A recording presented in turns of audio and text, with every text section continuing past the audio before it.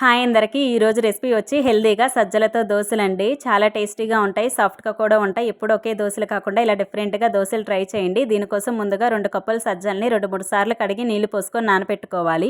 ఇప్పుడు ఇంకో గిన్నె తీసుకొని 3/4 కప్పు మినపప్పు, 1 కప్పు రైస్, కొన్ని మెంతులు వేసుకొని 2-3 సార్లు కడిగి నానబెట్టుకోవాలి. 8 గంటలు నానిన తర్వాత ఒక మిక్సీ గిన్నె తీసుకొని మినపప్పు, రైస్, కొన్ని నీళ్లు వేసుకొని మిక్సీ పట్టుకోవాలి. ఇప్పుడు సజ్జలు కొన్ని నీళ్లు కూడా వేసుకొని మిక్సీ పట్టుకొని 2 పిండిలు బాగా కలుపుకోవాలి. 8 గంటలు లేదంటే ఓవర్ నైట్ పక్కన పెట్టుకోవాలి. నేను నెక్స్ట్ డే చూపిస్తున్నాను చూడండి ఏ విధంగా పొంగిందో. ఇప్పుడు ఇందులో కొంచెం ఉప్పు, తగినన్ని నీళ్లు పోసుకొని ఈ విధంగా కలుపుకోవాలి. కన్సిస్టెన్సీ ఇలా ఉండాలి.